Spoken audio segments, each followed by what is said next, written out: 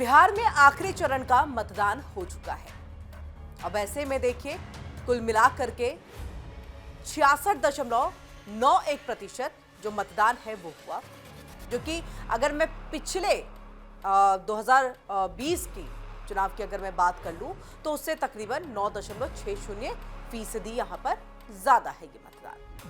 ऐसे में मतदान संपन्न होते ही बिहार चुनावों को लेकर के एग्जिट पोल भी जो है उसके नतीजे यानी कि जो अनुमान लगाया जाता है एक सर्वे के द्वारा वो भी अब आना जो है वो शुरू हो चुका है। इंडिया डेली पर भी आपने देखा होगा कि किस तरह से बिहार चुनाव को लेकर के एआई आधारित एग्जिट पोल जो है वो कराया गया और एक सटीक जानकारी कोशिश रही अनुमान के माध्यम से कि आपके सामने लेकर के आया जाए कि बिहार की जनता जनार्दन आखिर किसको चाहती है सत्ता पर बिठाना। इस सर्वे में बिहार की 243 सीटों में से एनडीए को 140 से 170 सीट जो है वो मिलते हुए दिखाई दे रही है ताकि वो सरकार यहां पर बना सके। ये चीजें नजर आ रही हैं। अब एनडीए के अंतर्गत में बीजेपी है, नीतीश कुमार की पार्टी जेडीयू है, इसी के साथ हम है यानी कि जीतन राम मांझी की पार्टी है, चिराग पासवान की पार्टी है। तो ऐसे ही कई सारी पार्टियां जो है वो एनडीए के अंदर में सम्मिलित है।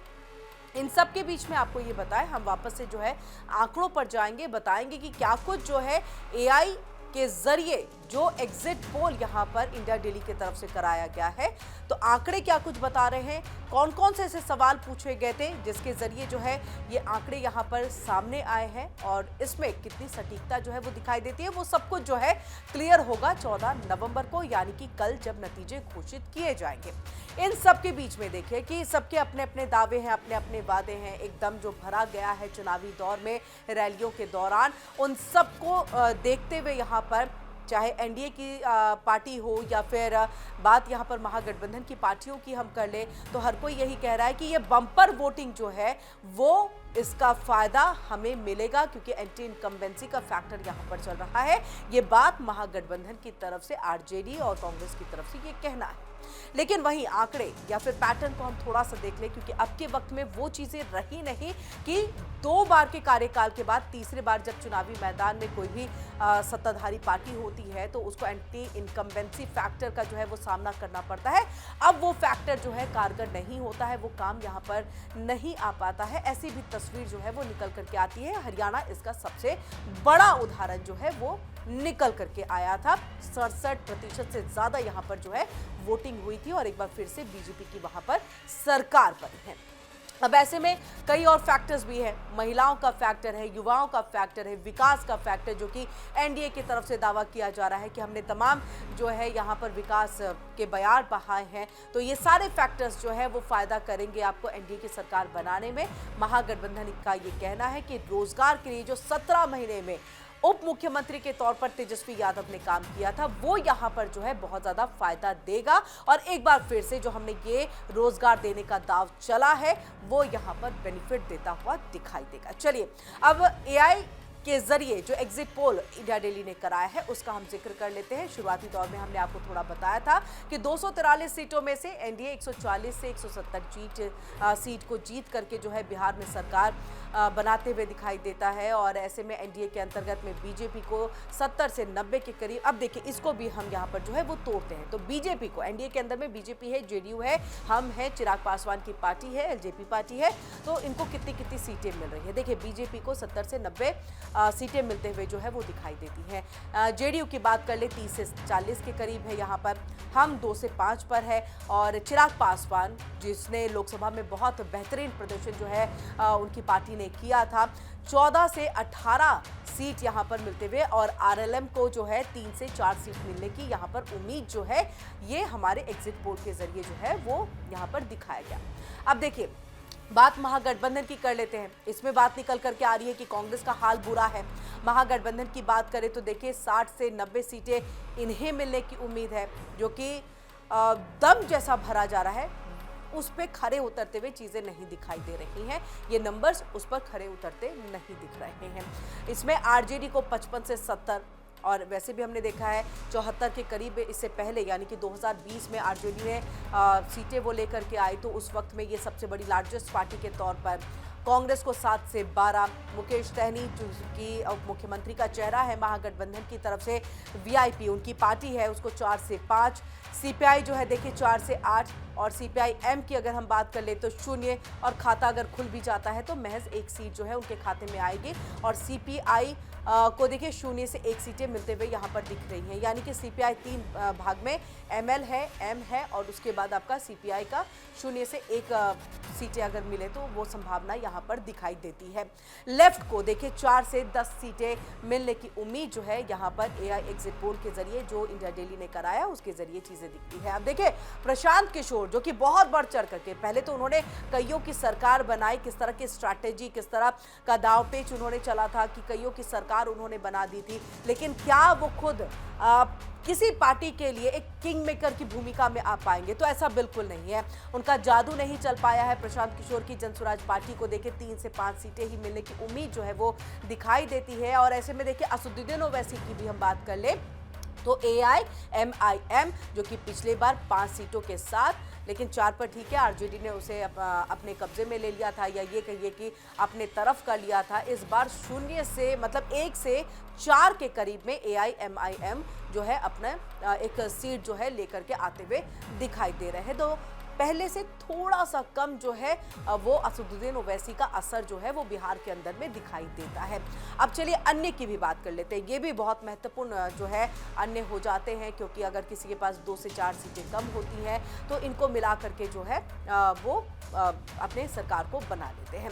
2 से 4 सीटें मिलने की अन्य को उम्मीद, यानी अदर्स को उम्मीद दिखाई देती है। अब देखिए सवाल क्या क्या पूछा गया था, बहुत महत्वपूर्ण है, किसको कितना वोट शेयर है। अब वोट शेयर पे हम बात कर ले, एनडीए को 44 से 50% वोट शेयर है, महागठबंधन को 34 से 40% का वोट शेयर है। अगर अन्य की हम बात कर ले 16 से 40% का वोट शेयर है। अब चलिए जानते हैं कि एग्जिट पोल के अंदर में क्या कुछ एआई के जरिए सवाल जो है वो पूछे गए थे। तो एआई के मुताबिक ज्यादा वोटिंग का जो फायदा है वो किसे होगा, ये पूछा गया था, क्योंकि बम्पर वोटिंग हुई है। और पहले फेज की अगर हम बात करें, जहां वहां पर इतिहास बिहार ने तोड़ा था, बिहार की जनता ने तोड़ दिया था बम्पर वोटिंग के साथ, अपने पहले ही इतिहास को यहाँ पर जो है तोड़ते हुए, या फिर ये कहे कि रिकॉर्ड को तोड़ते हुए बिहार की जनता दूसरे फेज में भी दिखाई दी है। और यहाँ पर वोटिंग के जो नंबर्स हैं वो बढ़ गए हैं, ये अपने आप में बड़ी बात है। और इसीलिए सबसे पहला क्वेश्चन यही था कि बम्पर वोटिंग का फायदा किसे होगा। तो महागठबंधन 24% इनको फायदा होते हुए दिख रहा है, एनडीए को 47% पे फायदा होते दिख रहा है, जनसुराज को 0.3 से लेकर के 4% के करीब फायदा होता दिख रहा है। जो 25 से 26% लोग हैं वो कह रहे हैं कि पता नहीं इसको कितना जो है कितना फायदा होगा। तो आप समझिए कि महागठबंधन के लिए 24% लोग जो है वो महागठबंधन की तरफ जा रहे हैं, एनडीए की तरफ से 47% लोग उधर जा रहे हैं, जनसुराज के लिए 3 से 4% लोग जो है दूसरी तरफ जा रहे हैं। अब दूसरा सवाल पूछा गया था, वोटिंग का सबसे बड़ा मुद्दा आखिरकार था क्या, जिसका जिक्र हमने भी पहले किया है कि क्या विकास की बयार थी, या फिर यहाँ पर जो आप नौकरी देने का दाव लगा रहे हैं वो, या फिर एसआईआर भी बहुत बड़ा मुद्दा रहा है। आपने सुना होगा वोटर अधिकार यात्रा, तो ऐसे में एसआईआर को लेकर के 27% लोग कहते हैं कि एसआईआर जो है वो यहाँ पर सबसे बड़ा मुद्दा। भ्रष्टाचार को लेकर के 2% लोग, यानी कि बहुत ज़्यादा करप्शन उनके लिए मैटर नहीं कर रहा है। तो जो अभी एग्जिट पोल के जरिए चीज़ें सामने आ रही, तो 2% लोग, कानून व्यवस्था 27%। देखा है चुनाव आने से पहले किस तरह से कानून व्यवस्था जो है वो चरमरा गई थी। पलायन की बात कर ले तो 4% लोग, जिसे बहुत पुरजोर तरीके से जो है महागठबंधन के तमाम प्रवक्ताओं ने, नेताओं ने जो है उठाया था, क्योंकि पलायन बहुत बड़ी संख्या में होता है, लेकिन वहाँ के लोगों को इस पर उतना ज़्यादा मुद्दा ये उनको लगता नहीं है। मुफ्त की योजना, बिजली मुफ्त, शिक्षा मुफ्त, और ऐसी कई सारी चीज़ें हैं जो मुफ्त में देने की बात की गई है, वो 30% लोग इसको मानते हैं कि मुफ्त की योजना बहुत बड़ा एक फैक्टर रहा है। सरकार का काम करना 10% रहा है यहाँ पर। अब सवाल तीसरा आता है, महिलाओं ने किस मुद्दे पर ज़्यादा वोटिंग की है। तो महिलाएं बढ़ चढ़ करके हिस्सा ले रही थी, देखा होगा आपने लंबी लंबी कतारें जो हैं वो दिखाई दी हैं। तो 10,000 की जो एक अकाउंट में ट्रांसफर की बात आई थी, ये सबसे बड़ा जो है फैक्टर जो है वो यहाँ पर दिखाई दे रहा है। 70% लोग यही मानते हैं कि 10,000 की जो मदद है वो यहाँ पर सबसे ज़्यादा कारगर रही है। ऐसे में हर घर रोजगार 8% के करीब लोग इसको मानते हैं। शराबबंदी 10%, जिसको अगर हम कहें कि ये कहीं ना कहीं नीतीश कुमार के पक्ष में जाता हुआ ये शराबबंदी का 10% का जो लोग मान रहे हैं वो फायदा होगा। कानून व्यवस्था 12% है। तो ये मुझे लग रहा है अगर कानून व्यवस्था की बात हो जाए तो ये थोड़ी सी डामाडोल वाली स्थिति जो है वो आपको एनडीए के लिए हो सकती है, नीतीश के लिए हो सकती है, क्योंकि जब चुनाव हो रहा था या चुनाव से पहले का दौर जो चल रहा था उस वक्त में देखा होगा कि किस तरह से ताबड़तोड़ कई लोगों को जो है मौत के घाट उतारा गया था। तो कानून व्यवस्था पर सवाल बहुत खड़े हो रहे थे, लेकिन जंगल राज को भी भूला नहीं जा सकता है। तो संभवतः पिछला जो एक्सपीरियंस रहा होगा, पिछले जो दर्द रहे होंगे वो भी उठ करके यहाँ पर आए होंगे। अब सवाल चौथा था कि क्या नीतीश कुमार की सेहत जेडीयू के लिए चुनाव का एक फैक्टर था। तो देखिए 70% लोग इसे हाँ में कहते हैं, 22% लोग इसे नहीं में कहते हैं और 8% लोग ये कहते हैं कि नहीं, ऐसा कह नहीं सकते हैं कि ऐसा कुछ रहा होगा। अब सवाल पांचवा ये है कि क्या नीतीश कुमार की सेहत एनडीए के लिए चुनाव का फैक्टर था। तो देखिए नीतीश कुमार की जो सेहत जो हम लगातार कई बार आपने देखा होगा कि वो अपने में नहीं है। कई बार जो राष्ट्रगान हो रहा है तो उसमें हमने देखा है कि वो बातें करते दिख रहे हैं, जबकि ऐसा होना नहीं चाहिए था। उसको बहुत ज़्यादा भुनाने की कोशिश जो है विपक्षी दलों ने की थी। तो 40% लोग इसे हाँ में मानते हैं, 34% लोग इसे नहीं में, और उसके बाद 26% लोग ये कहते हैं कि कह नहीं सकते हैं। अब सवाल ये है, छठा उठ रहा है कि महागठबंधन में सीट को लेकर के खींचतान का किसे कितना फायदा हुआ। तो बीजेपी को 70% फायदा हुआ। आपने देखा होगा खींचतान जबरदस्ती, मुकेश सहनी जो है नाराज भी हो गए थे डिप्टी सीएम नहीं बनाने को लेकर के।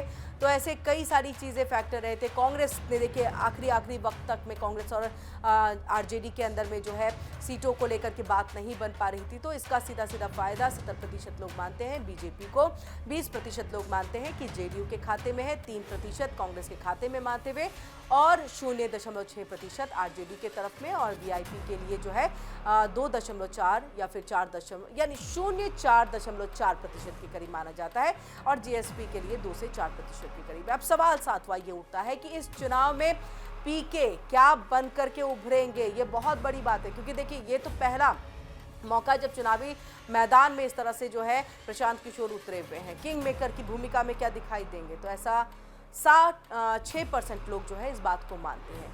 अगर बात कर ले 74% की वोट कटवा, यानी कि कुछ वोट्स जो है वो लेकर के जाएंगे, और 20% लोग कहते हैं कि कह नहीं सकते हैं। लेकिन जो किंग मेकर वाली भूमिका है वो, उसमें मुझे लगता है अभी भी जो है नीतीश कुमार ही पहले पायदान पर जो है वो दिखाई देते हैं। जब वो किसी का रुख करते हैं सरकार फिर उसकी बन जाती है, मुख्यमंत्री नीतीश कुमार ही बनते हैं। अब तक का ट्रेंड, अब तक का पैटर्न रहा है। सवाल 8 कि क्या पीके से जनता की नज़र में चुनाव न लड़ करके गलती की है, क्या लड़ना चाहिए था प्रशांत किशोर को। तो 40% लोग कहते हैं हाँ, अगर आप राजनीति में उतरे हैं तो आपको भी मैदान में उतरना चाहिए था, आपको मुख्य चेहरा जो है वो होना चाहिए था।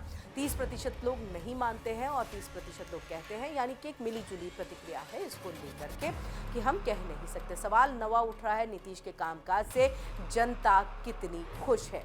तो 16% लोग बहुत खुश, 40% लोग सामान्य, 24% लोग कह रहे हैं खुश नहीं है, और 20% कह नहीं सकते हैं। तो एक मिलीजुली प्रतिक्रिया जो है, अगर ऊपर के 2 सामान्य और बहुत खुश को जोड़ दें तो ये 56% के करीब है। तो थोड़ा बेहतर यहाँ पर नीतीश के लिए और राहत वाली सांस लेने के लिए ये नंबर्स जो है वो सामने आ गए। अब सवाल 10 है कि अगर एनडीए जीतती है तो नीतीश सीएम होंगे क्या। तो ऐसा बिल्कुल होगा, ये 90% लोग कह रहे हैं हाँ, और 4% लोग कह रहे हैं नहीं, और ये 4% लोग में हो सकता है विपक्षी दल के कुछ लोग हों, और 6% लोग कह रहे हैं कह नहीं सकते हैं, यानी उनको बीजेपी पर भरोसा नहीं है। गृह मंत्री अमित शाह ने जब पहले दौर में इसको कहा था कि ये तो विधायक दल के विधायक ही चुनेंगे कि कौन उनका नेता होगा, तो उसी के बाद से ये जो है आवाज़ उठने लगी थी, या कहें कि सवाल उठने लग गए थे, और बार बार पूछा जा रहा था एनडीए का मुख्यमंत्री का चेहरा कौन। लेकिन उसके बाद चीज़ें क्लियर हो गई थी। चिराग पासवान ने भी क्लियर कर दिया था, उप मुख्यमंत्री ने भी क्लियर कर दिया था, तो सभी ने लगभग जो है क्लियर कर दिया था कि नीतीश कुमार ही जो है एनडीए के मुख्यमंत्री के चेहरे के तौर पर भी चुनावी मैदान में होंगे। होंगे। सवाल 11, जेडीयू का प्रदर्शन पिछले चुनाव के मुकाबले कैसा रहेगा? तो 30% लोग कहते हैं बेहतर, 30% लोग कहते हैं खराब और 40% कहते हैं कह नहीं सकते हैं। अब ऐसे में सवाल 12, मैथिली ठाकुर लोक गायिका है और चुनाव लड़ने का फैसला उनका कितना सही था और कितना गलत था? तो 27% लोग कहते हैं सही था, 23% गलत था, कह नहीं सकते 50% था। अब देखना है कि जब पहले बार मैदान में उतरी हुई हैं मैथिली ठाकुर, तो ये 50% जो कह नहीं सकते हैं कि क्या वाकई उन्होंने वोट दिया होगा, ये सवाल जो है वो चीजें जो है वो कल क्लियर हो जाए। अब सवाल 13 कि तेज प्रताप तेजस्वी का कितना नुकसान करेंगे? तो आपने देखा होगा कि तेज प्रताप को जो है घर से निकाला गया था, 6 साल के लिए जो है वो निलंबित भी कर दिया गया था। बार बार वो तेजस्वी को छोटा भाई, छोटा छोटा कह करके, उम्र कम कह करके कह रहे थे, संबोधित कर रहे थे जनता के बीच में। तो अब ऐसे में देखना है कि इसका कितना नुकसान जो है वो तेजस्वी को होगा। 70% लोग कहते हैं होगा, बहुत ज़्यादा होगा। 10% कहते हैं सामान्य, यानी कि मामूली हो सकता है, कुछ नुकसान पहुंच जाए। 5% लोग कह रहे हैं, यानी कि 0.5% लोग कह रहे हैं कुछ नहीं, और कह नहीं सकते 15% लोग हैं यहाँ पर। तो क्योंकि घर की बात है तो एक घर का असर होता है जब वहाँ पर फूट डलती है, क्योंकि घर नहीं संभाल पाए आप राज्य को क्या संभालेंगे, ये एक बड़ा सवाल हो जाता है। अब सवाल 14 कि जनता की नज़र में सरकार का सबसे अच्छा काम क्या रहा? विकास पर 15% लोग मुहर लगा रहे हैं, फ्री की योजना पर 40% लोग मुहर लगा रहे हैं, कानून व्यवस्था पर 40% लोग मुहर लगा रहे हैं। ये आरजेडी के लिए जो है कहें कि घाटे वाली बात हो जाएगी। कानून व्यवस्था पर अगर 40% लोग मुहर लगा रहे हैं तो इसका सीधा सीधा फायदा जेडीयू को होगा, यानी कि जंगल राज से निकाल करके सुशासन बाबू जो तर्ज, जो एक औहदा जो है वो दिया जाता है नीतीश कुमार को, इसका बेनिफिट जरूर यहाँ पर होने वाला है। शराबबंदी 0.5% है, पूरी तरह से बंद नहीं हुआ, लेकिन महिलाओं के लिए बहुत बड़ी बात शराबबंदी रही है। अब ये 15 सवाल, मोकामा की घटना का नकारात्मक असर किसको होगा? मोकामा आपको बता दें बाहुबलियों का गढ़ है और ऐसे में उस पर हर किसी की नज़र टिकी हुई है। एनडीए को 30%, महागठबंधन को 20%, फर्क नहीं पड़ेगा 40%, कह नहीं सकते 10%। सवाल 16 है, बिहार की जनता मुख्यमंत्री के तौर पर किसे पसंद करेगी? यहाँ पर नीतीश कुमार को तो 44% लोग कह रहे हैं कि हाँ हम पसंद करेंगे, मुख्यमंत्री तो वही होने चाहिए। तेजस्वी यादव को मुख्यमंत्री के तौर पर 24% लोग देखना चाहते हैं, सम्राट चौधरी को 3% देखना चाहते हैं, और विजय सिन्हा को भी देखिए यहाँ पर 3% लोग देखना चाहते हैं। प्रशांत किशोर को 9% के करीब है, और मुझे नहीं लग रहा कि प्रशांत किशोर को लेकर के किसी भी तरह से मुख्यमंत्री जो है वो कोई देखना उतना पसंद कर पाएगा, ये मेरा अपना मानना है। अन्य 70% के करीब है। अब सवाल 17 की बात करें, सीमांचल में ओवैसी का असर कितना होगा, ये भी बड़ी बात है। तो ऐसे में अगर असदुद्दीन ओवैसी या उनकी पार्टी को घाटा हो रहा है तो इसका फ़ायदा किसको होगा, ये भी देखना है। तो बहुत ज़्यादा फ़ायदा जो है 40% के करीब होना है। तो सीमांचल में ओवैसी का असर कितना होगा, 40% के करीब असर जो है वो देखा जा रहा है। इसीलिए घाटा जो है वो आरजेडी को हो रहा है, क्योंकि सबसे ज़्यादा अगर ओवैसी ने हमला किसी पर किया है तो वो आरजेडी के ऊपर में, तेजस्वी यादव के ऊपर में किया है, क्योंकि उन्होंने ही अपना दरवाज़ा असदुद्दीन ओवैसी के लिए बंद कर दिया था। सामान्य की बात कर ले, यानी 30% लोग कह रहे हैं थोड़ा बहुत इसका असर हो सकता है, और 16% लोग कह रहे हैं कुछ भी नहीं होगा, 14% लोग कह रहे हैं कह नहीं सकते। सवाल 18 कि बिहार चुनाव में मोदी कितना बड़ा फैक्टर होंगे, तो बहुत बड़ा फैक्टर है, 74% है, और यही कहा भी जा रहा था नीतीश की सरकार होगी, पूरी तरह से प्रधानमंत्री मोदी के नेतृत्व में होगी। सामान्य लोग कह रहे हैं 16%, कोई फैक्टर नहीं। 7% लोग कह रहे हैं कह नहीं सकते, 3% लोग यहाँ पर कहते दिखाई दे रहे हैं। तो ये एआई के जरिए उसके आधार पर जो एक अनुमानित आंकड़ा यहाँ पर निकाल करके आप सबके सामने रखा गया है कि कल का चुनाव किस तरह से हो सकता है या रिजल्ट किस तरह का होगा, ये आप एक लबोलुबाव चीज़ों को जो है इसके जरिए समझ पाएंगे। और ऐसे में ये देखना है कि कितना सटीक ये अनुमान जो है वो रहता है। कल का रिजल्ट हर किसी को इंतजार, बिहार की सत्ता पर आखिरकार काबिज कौन होगा।